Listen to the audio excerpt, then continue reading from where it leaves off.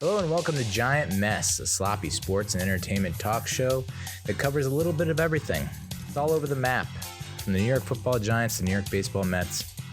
Movie recaps and reviews, TV show reactions, a little bit of comedy mixed in for good measure. It's hosted by a Giant Mess. That's me, the real cinch Neal Lynch. I'm an Irish-Italian-American who graduated from a Catholic high school but is not Catholic. Whoa, twist. And then I earned a couple of overpriced degrees from an overpriced university that's known for producing doctors and lacrosse players. And I really do hate to burst your bubble, but I'm not a doctor. And I never played lacrosse. Not a day in my life, son. You can leave a voicemail at 862-248-1986. That's 862-248-1986. You can follow Giant Mess on YouTube. Make sure you subscribe to that. But yeah, Real Cinch on Instagram and Twitter. Facebook.com/giantmess. NealLynch.com if you're into the blog thing. And then you can, it's pretty much this cast is available everywhere, dude. Everywhere. Every time you open your eyes, there I am. On today's episode, we're gonna talk some Giants, where the Giants kissed their sister with tongue, and in the Week 13 game against the Washington Commanders, led by Tyler Heine Kisser. So we'll recap that. We'll take a look ahead at this weekend's game against the Philadelphia Feebles, the Eagles, coming into the Meadowlands, and it's not gonna be pretty. So with that, let's get started. So I wasn't able to recap the Lions game, and I wasn't able to preview the Cowboys game, and I wasn't able to recap the Cowboys game. What the hell were you guys doing? Were you just waiting with bated breath? With masturbated breath? What were you doing? Hopefully you weren't holding your breath. If you did this entire time and you're still breathing, God bless. Appreciate you. Hell of a lung capacity on you. But yeah, Lions game, real quick, 1 minute recap, 1 minute man. I want 1 minute, man. That was the end of the season. That was my recap. If I were to do a knee-jerk reaction in the moment, I would have told you, yeah, that's the end of the season. You can't lose to the Lions at home in weather conditions that it's like, this is like New York Giants football, right? That's New York Giants playoff football. That's like our home field advantage is having some scrub dome team that doesn't know how to play in weather like this come in and get washed by us because we know how to handle the elements. And instead, the Lions looked like the Giants playoff teams of yesteryear with their ability to handle the cold weather, the wind, everything. And we lost to Dory Jackson. Everyone saw that coming. Got hurt on a punt return. We lost Wan'Dale Robinson for the year. It was his breakout game. First receiver to cross 100 yards in this season, I think was the stat. And so I was pretty much like, I don't see us winning another game. I really, really don't. Not with the injuries. My God, the injuries. Brutal. I don't think Daniel Jones played that well. 2 bad picks, one to Aiden Hudson, and then another one later in the game. Isaiah Hodgins with a fumble when we're trying to make a comeback. I mean, it was a lot of people were saying it was reminiscent to or of the 2000 Giants when we lost to a fairly subpar Lions team then, and then that's when Jim Fossil had his famous playoff guarantee speech in the post game where he's like, "I'm pushing all my chips to the middle of the table. We're going to the playoffs," and then they did, and they went to the Super Bowl, and then they got bumped in the buttocks by the Ravens. Truly disappointing. Went from a blowout to a blowout. Blew out the Vikings in the championship. Got blown out in the Super Bowl against the Ravens. Graham Gano 0 for 2 on extra points. Meanwhile, Badgley on the other side of the coin, 4 of 4 on extra points, 1 of 1 on field goals. Like, turns out Gano was sick. He had like 4 IV bags, so I guess he's excused. And then Jamie Gillen still stinks. Which you look at his numbers in the box score and you're like, okay. And then you watch the game and you're like, wow, this guy, like, he just can't figure it out. It's tough. A lot of people, myself included, thought that Saquon Barkley was running a little timid. He played 76% of snaps. I was thinking that Matt Breida would get more snaps, considering that we got a big division rival game on Thanksgiving the next week. So Barkley didn't look like himself. Slayton topped all wide receivers, followed by Hodgins and then Galladay, who saw the most action of 2022 in that game and then promptly disappeared the next 2 weeks. Lawrence Cager got the most snaps out of all tight ends, and then was Tanner Hudson, who officially has been waived, and then Chris Myrick. Shane Lemieux started and stunk. He was replaced by Josh Azudu, who promptly got hurt. Tyree Phillips goes down after 14 snaps. Matt Parrott fills in and didn't do that great. John Feliciano goes down after 55 snaps. Nick Gates fills in and actually does well. And a lot of people calling for him to be the starting center moving forward. I think he might have been in the Cowboys game, or I don't know.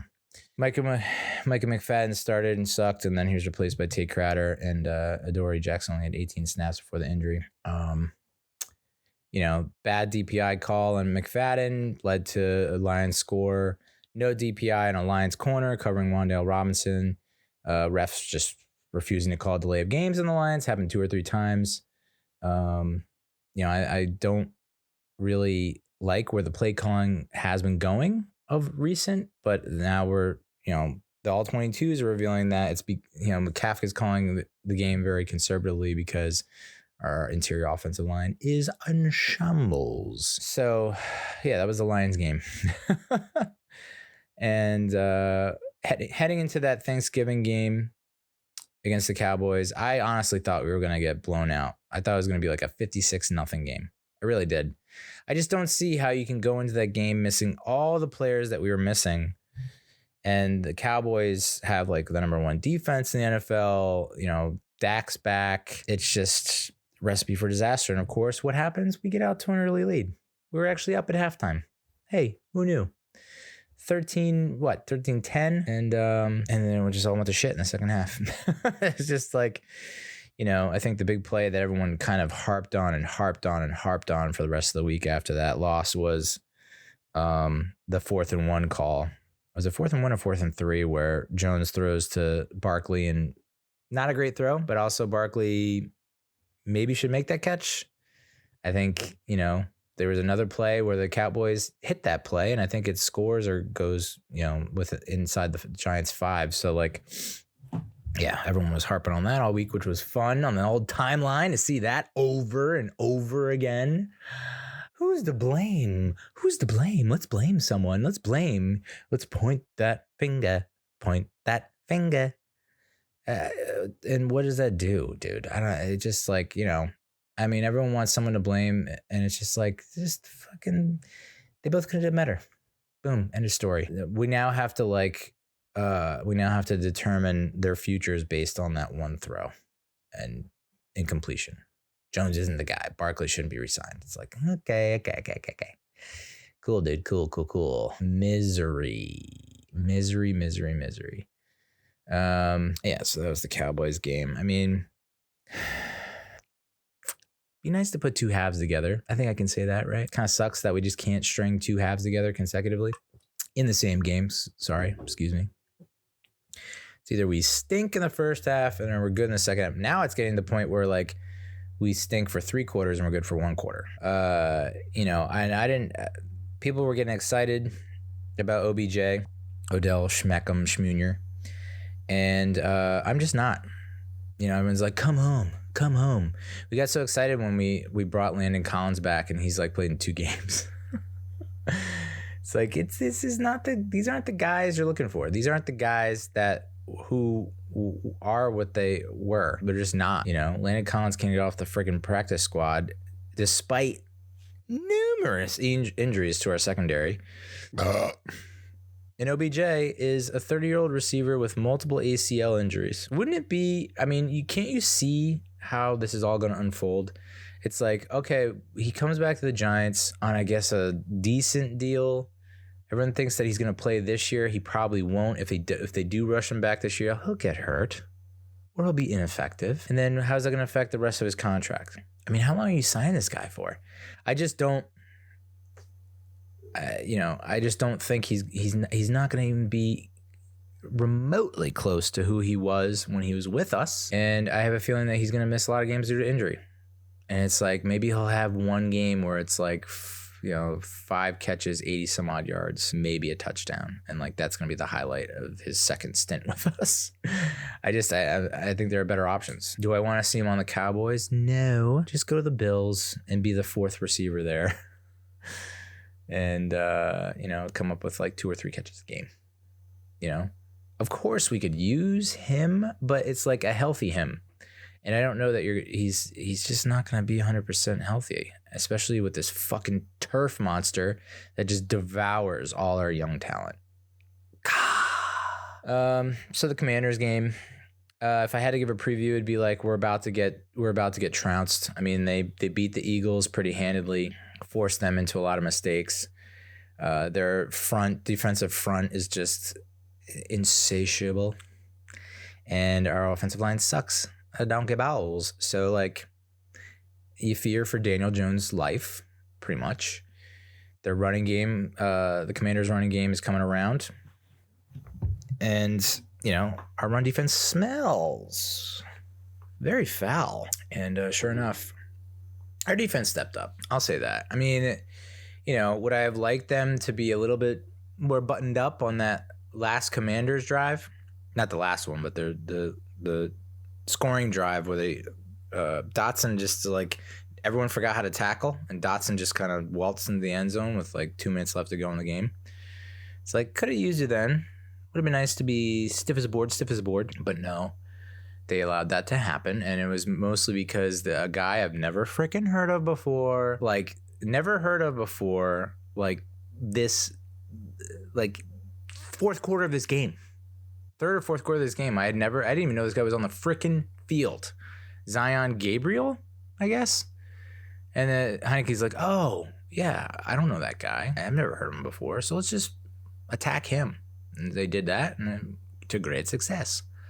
That 4th down play where he rolls to his left, getting pressure from 3 or 4 Giants, and he just lofts it up in the air, and it just falls nice, gently into the Commander's hands.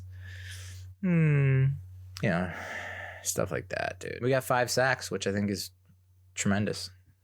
Way to go, guys. Kudos. Proud of you. So the defense had its moments, Azeez Ojulari returns. He gets a sack, strip sack. Kayvon Thibodeau had the best game of his career thus far, his rookie season. He had a pretty awesome game against the Cowboys as well. So it looks like he's coming around, and like, if this is what we get every week, then hell yeah, dude. Not so busty after all. We got down early in this game. It looked pretty ugly.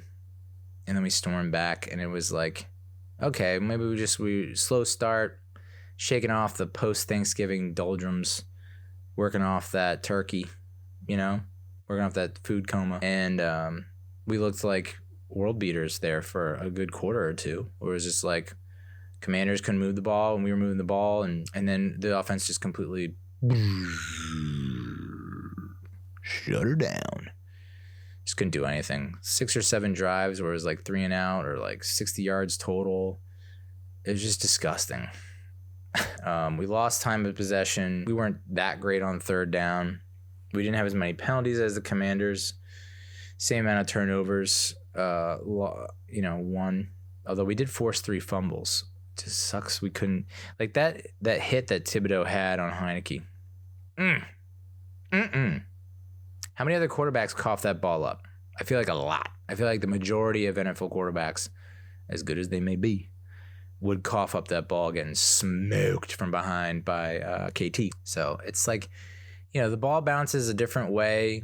Any one of 5 different chances, I think it could have gone either way.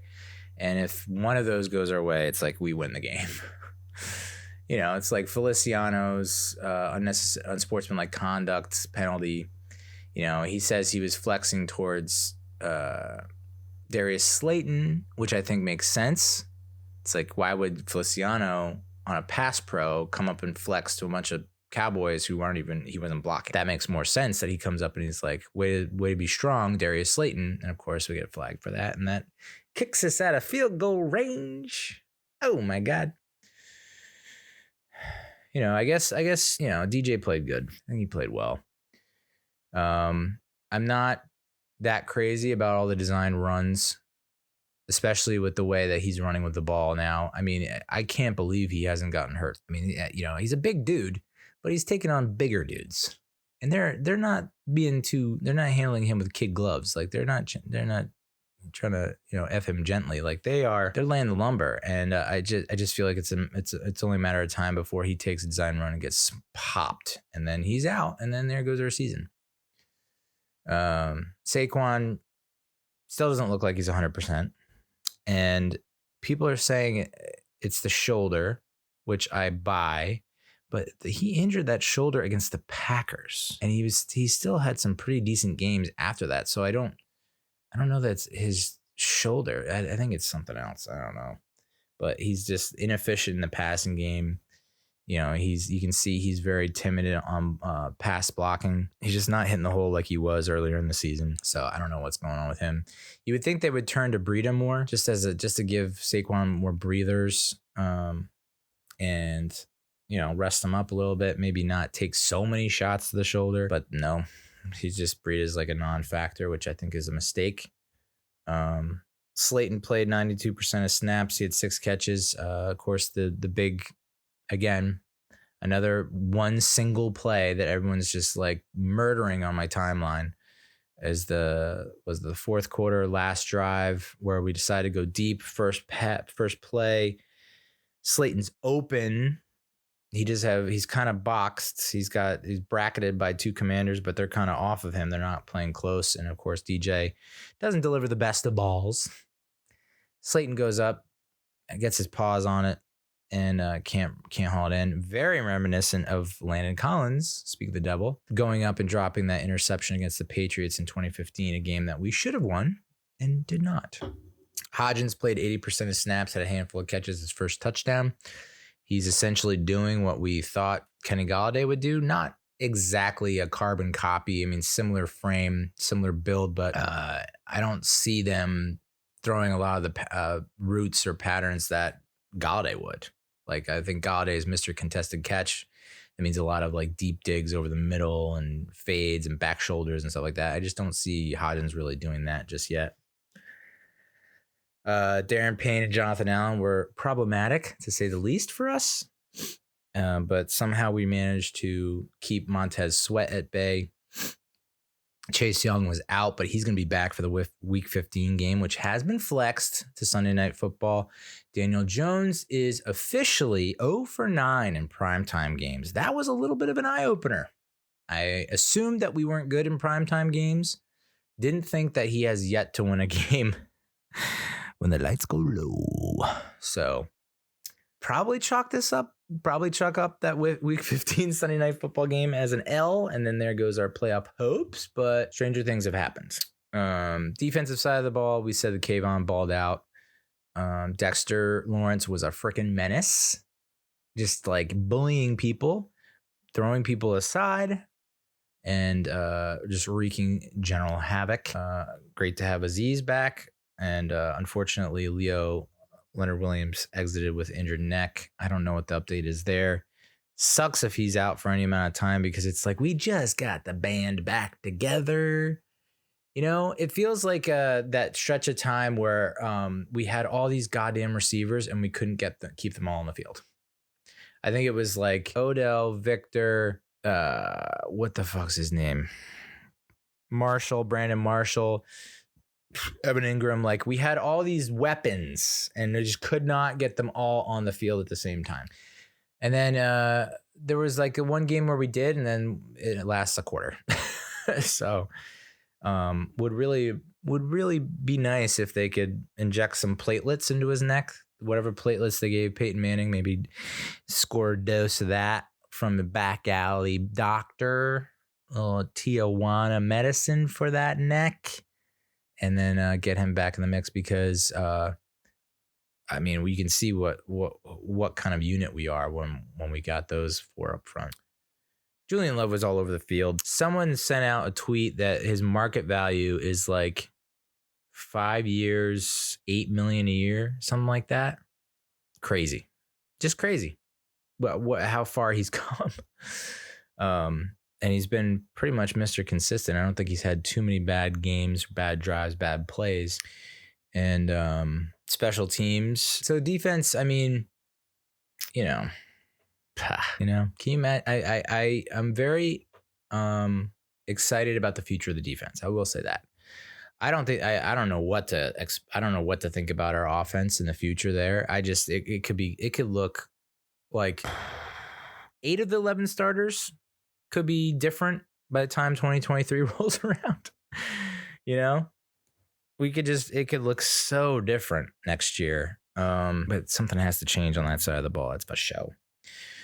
Defensive side of the ball, though, we got a pretty good, there's talks about extending Leonard Williams. I guess that makes sense. You should probably extend Dexter Lawrence. You should probably extend a bunch of the guys early, so you can avoid the mega hit once their contract actually does expire. So I think defense is in a good spot. Offense is, I don't know how it's impressive that despite our struggles moving the ball and how we don't put up a ton of yards, and our passing game is pretty much one of the worst in the league, that we're still able to put up 20 points. I think if this, and the coaching staff has been praised the first half of the season, most of the season, and then it's this recent 5-game stretch where they're coming into question. It's because we're losing the games. If we lose we could have lost all 7 of the wins that we had if the ball bounces a different way. It's like, and then we're looking at the coach like same old bullshit. We're 0-7, we're 1-6. It's like, but we managed to squeak by on luck or whatever you want to assign it to. But now we're not getting the bounces, and now we're not winning the games, and so now the coaching is coming into question. But I mean, you can't say that Mike Kafka's play calling hasn't sucked. You just can't. It not sucked, but and I get those defending him saying, he tries here and there to do what we want him to do, or what we're hoping for, and the line just can't comply. The line can't contribute, So there were some stats thrown out there today about Glowinski and how he's just like one of the worst guards in the league, and is right there with, his pass protection among veterans is the worst. There are only rookies that are worse than him in pass protection. So, the word was that Brederson was supposed to return. I didn't see him on the field. But say you throw Gates at center and you put Brederson at one guard and Azudu as the other guard. It's a little bit better, I guess. But Evan Neal returned, and he looked pretty good. I think he held up fairly well. You have Andrew Thomas. So the bookends are pretty much solidified. I think Gates, knock on wood, everything looks like it's going swimmingly. If he can continue to do what he do, I think he's our center, because I don't think he looks great at guard. I think he struggled at guard. And then, Azudu maybe develops into something special. I don't know about Brederson. I know that there's been talk about how he's upped his game week by week. But, I think that's the key areas to address. The guard position. Just keep throwing guards out there. Throw some bodies at the problem. As far as special teams goes, there was a big miss from Joey Sly, who previously had hit 7 field goals in a row that were from 50 yards or more. And then Graham Gano, who beat us with a 63-yarder in 2018.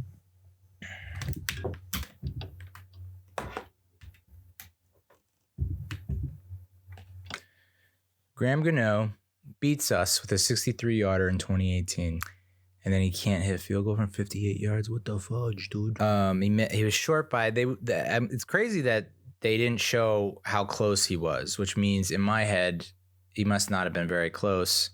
And the fact that there was no fan in that entire stadium had their camera out and was recording that to see where it fell and how short he was, it's just beyond me. But anyway, yeah, he was 5 yards short. I mean, he was dead on. If it had the distance, it's good. But it was 5 yards short. And so now there's a bunch of people saying, well, first and foremost, he should have been at least 5 to 10 yards closer. The completion, huge throw, huge catch by Richie James, huge throw by DJ to get into Commanders territory in field goal range. They had a bad spot. James gets up to give the ball to the ref. Commanders player messes with him, disrupts that, interrupts that. That should be a delay game. And then on that very ensuing play, Commanders defensive lineman was offside. So either one of those, we'll take it. And then that would have been the kick is good. Giants win. And we escape with a W. Instead, we tie. And no one knows how to react. Apparently the locker room was quiet as all hell. No laughing, no joking, no talking. And it's like, yeah, well, you missed a huge opportunity to get up on the Commanders, to get closer to a playoff berth. And now it's pretty much looks like the Commanders have the edge for that last, maybe not even that last spot. They might even lock up the 6th spot because I think maybe the Seahawks or I don't know about the 49ers after Garoppolo got hurt, but you got to feel like the Seahawks or the Niners or even the freaking Lions, dude. Lions are on a tear, on a roll. Took the Bills down to the wire on Thanksgiving. They're no joke. And then didn't they just beat someone this past weekend? I don't know. But they'd have to win out to make it, and I think they could. I don't know. They're believing hard over in Motown. But a tie. Ugh. Last tie between these two is 1997, the Gus Frerotte game, where old Gus scores and then just headbutts a concrete wall. In his defense, it is a padded wall, so he probably thought it would be a nice cushion, but no dice, he concussed himself. That was the last time we tied way back in 97. That was the last tie between two teams in the NFC East as well. So we're now 7-4-1. And we have the Eagles coming in town. The Philadelphia Eagles, who are now 9-1 and blew the Titans out of the freaking water, dude. No contest. A.J. Brown looks unstoppable. He's a freak. Jalen Hurts is doing his thing. Talks about him being an MVP, which is bonkers. But this is where we are. Wouldn't it be nice to steal one? I was thinking about this and I was like, well, my head logically, realistically says the Eagles are going to come in and just pulverize us, embarrass us. And it's just going to be, silly. Like, and I don't even know how you bounce back from that and then try and beat the Commanders after getting thoroughly rogered on your home turf. But I don't know. Maybe this is a case of the Eagles are riding high. They overlook us. Maybe they don't take us seriously. Maybe something weird happens. I like our defense's chances as long as the Eagles are not allowed to run the ball.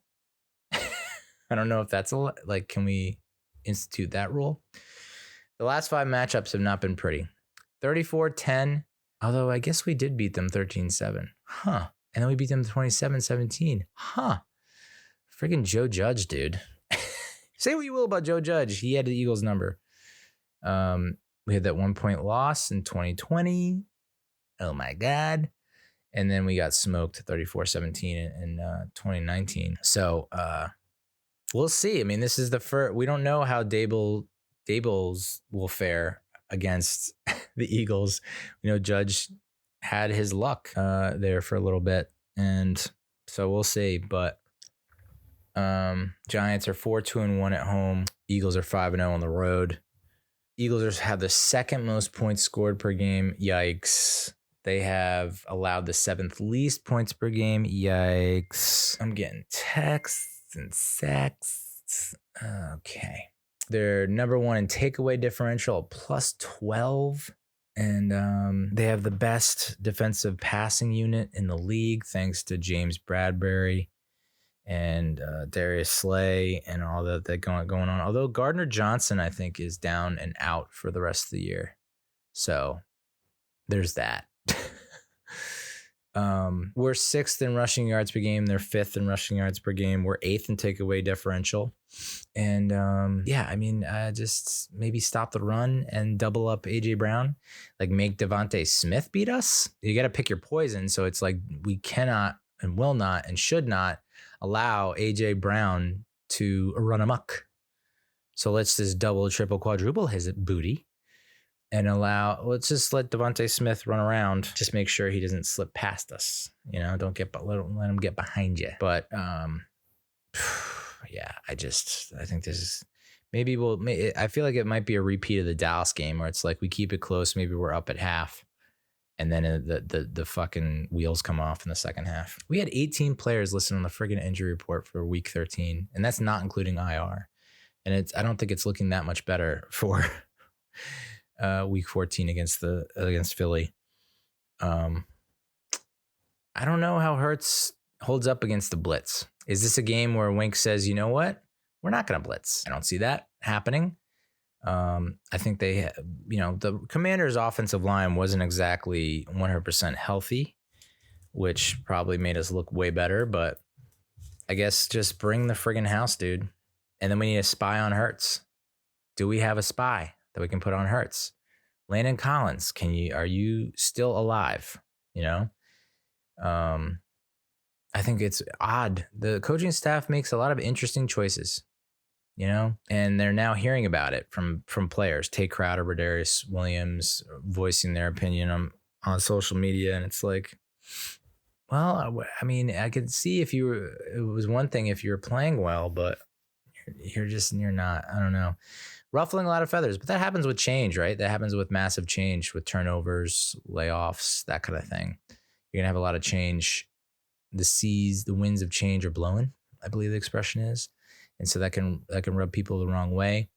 I've been a little perplexed and flummoxed by some of the decisions that this coaching staff has made, but we didn't really question it too much because they were winning. And now that they're not winning, we're like 3-1 in our last 5.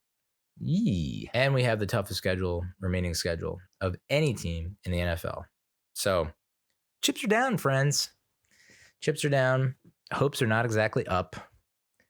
But this is where legends are made, right? Say we sneak one from the Eagles. I mean, there's the very healthy possibility that the Eagles just go 16-1 and rest, or 15-1 and rest all their players in the finale. We can only hope. And then we can sneak one away there. Going into Washington and trying to beat the Commanders on Sunday Night Football would be nice. First primetime win would be nice. And then that would put us in the driver's seat. There was all these graphics circulating before the Commanders game, like, well, the Giants win, their playoff probability goes up to 80+%, and the Commanders win likewise. And it's like they lose. If either team loses, it goes down to like 40 some odd %. And it's like they tied. There wasn't a graphic for that. Didn't include that on the graphic because no one saw that coming. But so the Commanders are now 7-5-1. We're 7-4-1. They get the bye, so they're going to be nice and fresh for our Sunday Night Football game, which is not, especially after coming off a division game. The schedule makers, dear God, do we really need this many divisional games right in a row? Good Lord. And then we have, so Eagles game. I don't know. Maybe this is also the kind of game where it's similar to that finale against New England, where it's like, we put up a hell of a fight and we go all 10 rounds, we go toe to toe, and we have the opportunity to win and we don't, but it's like a moral victory, that kind of confidence boost type thing where we say to ourselves, hey, we just went up against the I guess the best team in the NFL right now, record wise. And we almost got them. That would be a nice little performance. Would love to see it, but I don't know. Maybe Wink's got something up his sleeve. I think Kafka is completely out of tricks. I don't think he knows what the hell to do anymore, given the state of the O-line and how banged up Barkley is. Again, I think you lean on Slayton like you did this time. You got to give him 8-10 targets. Hodgins is emerging as a nice 2. James is a okay 3. Relatively speaking, I don't know that any of these guys would be starting on any other roster, but I say that. But Slayton's, the advanced stats show that he's one of the top 10 receivers in the league when it comes to route running and separation and all that jazz. All the advanced analytics say that he's a not too shabby. So is he a wide receiver one? No, he currently is by default. But my God, I mean, this is what we got so excited about in 2019 and started to fall off in 2020, lost it in 2021. But he's back, rounding up back into shape, into form. And wouldn't it be nice to have him be that nice vertical, deep threat, big play guy as our number 3, or even our number 2? So nice to have Daniel Bellinger back, coming back from the eye injury. Has the fucking sweet visor, looking like Darth Vader and shit. And had for like 5 catches. Pretty decent. No touchdowns, though, I don't think. But it's good to see him back in the fold. Good to see Evan Neal back in the fold. And hopefully Leonard Williams isn't too messed up. I think the Eagles are favored by at least a touchdown or more. But I don't know. We're not in that clubhouse. But the feeling in that clubhouse could very well be, even though the picture being painted now by the media is that Dable has lost the locker room, which is just, I don't know about that. A couple disgruntled. I mean, I'm sure there's more than a few disgruntled players because their decision making has been somewhat radical. I don't think a lot of coaching staffs would just bury Kenny Golladay like this. I don't see that happening with a lot of rosters. So I'm sure there's a contingency of that locker room that's like, fuck this noise, but I don't think a lot of that contingency is starting or playing a lot. So it's like, and it's hopefully it doesn't go viral, but maybe this clubhouse takes a look at this tie and says, holy shit, look how close we were to losing this game. Also, look how close we were to winning this game against a hot Commanders team. I think the Commanders had won something like 6 or 7. They were 6-1 over the last 7 games. They were the hot. I mean, I saw it with my own 2 eyes. The hottest team in the NFL, Washington Commanders, over the past 7 weeks. We caught the Lions when they were getting hot.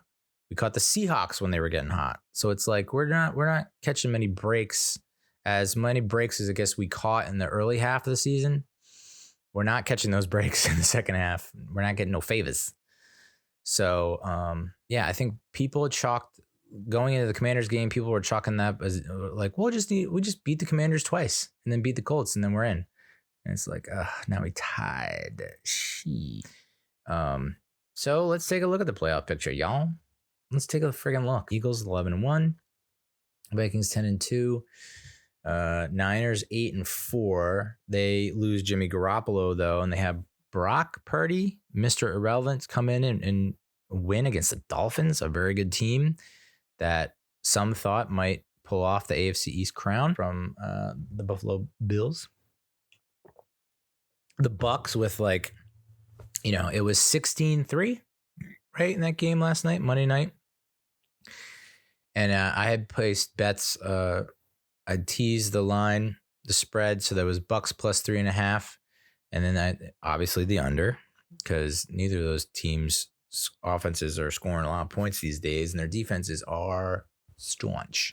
The Bucks are now 6-6, so it kind of looks like the Bucks have righted the ship maybe after a win like this, and probably should win the NFC South because the Falcons, are kind of all over the place, and despite what the Panthers have done without Christian McCaffrey and Baker Mayfield, I don't see them making a run for it either. So, the Cowboys at 5 right now. The Giants 6, Commanders 7. Right. Playoffstatus.com has us having better odds of securing the 7 spot, but our best odds are no playoffs, which is amazing considering we were at like 80 to 90%. We were at 90% once. And it wasn't like week 2. It was like week 7 or 8. We had that 90% chance of making the playoffs.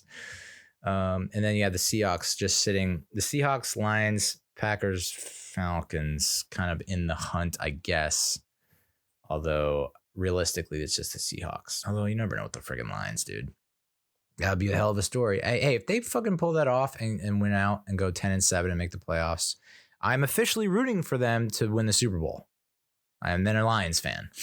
But it looks like odds are you'd have probably the Commanders get the 6 and then the Seahawks get the 7. And we're just peeking over that fence. Hey, you guys having fun in the playoffs? Wish we could be invited. No clue why I have that accent. ESPN's FPI, Football Power Index, has us ranked 26th. Oh, brother. We're officially below the Raiders. Unbelievable. The Cardinals, the Jaguars, a team that we freaking beat, the Chargers, the Saints, Steelers, and the freaking Falcons, dude. We're that low, which is, I don't know. I'm very curious about that power index for sure. I get it. Our offense stinks and our defense, rush defense, not great, but they don't allow a lot of points. And our special teams is not that great. So I don't know, maybe. 538's predictions. They have this weird ELO reading. There's a QB adjusted ELO forecast and a traditional ELO forecast. So I have both right here in front of my face. The QB adjusted ELO has Eagles 1, Vikings 2, Bucks 3. No, probably Niners 3, Buccaneers 4, and then the Seahawks and Commanders. And we're just right there on the cusp. 51% chance of making the playoffs, according to the QB adjusted ELO rating, and then the tradish ELO rating has us at 46%. So that must tell you a little something about Daniel Jones. Plus 5% differential with DJ taking snaps. So, yeah, I think that's about it for this episode. I wish I as down as I am, and I was down like that first quarter into the second quarter when we were down 10-0 to the Commanders on our home field in what many had been calling the biggest game of the past 6 years, a playoff game, if you will, where the fans showed up, I believe, and showed out. The Commanders immediately took the 70,000, 80,000 people out of it in the first quarter quickly. So I just can't do shit like that, man. Like home field, playoffs on the line, playoff atmosphere. Everyone's got to be like on point. And maybe that's the lesson we learned against Washington. Maybe that was the lesson we learned. And we won't make stupid mistakes, and we'll hold on to the ball, and we'll make the throw. And it's like, eventually, hopefully, maybe it's like a probability and odds and statistics thing where it's like we got all those eggs out of our system. Those bad eggs are now out. No more drops, no more fumbles, no more bad picks. All the stuff that we were avoiding in the first half. Like maybe we can get back to that. But oh boy, it would suck to miss the playoffs. That would suck. That would really suck. But it's the NFL. Crazy shit happens. No one saw Garoppolo breaking his foot and then having Mr. Irrelevant take the helm in San Francisco. Injuries happen. Maybe something happens to Philly. Maybe something happens to Dallas. Maybe something happens to Washington that affects them like it's affected us, because we have half our team in the nurse's room right now getting combed for lice. Okay, that's the episode. Thank you so much for listening. I wish you all the best. I wish you much love. God bless. And we'll talk next week. Adios, muchachos.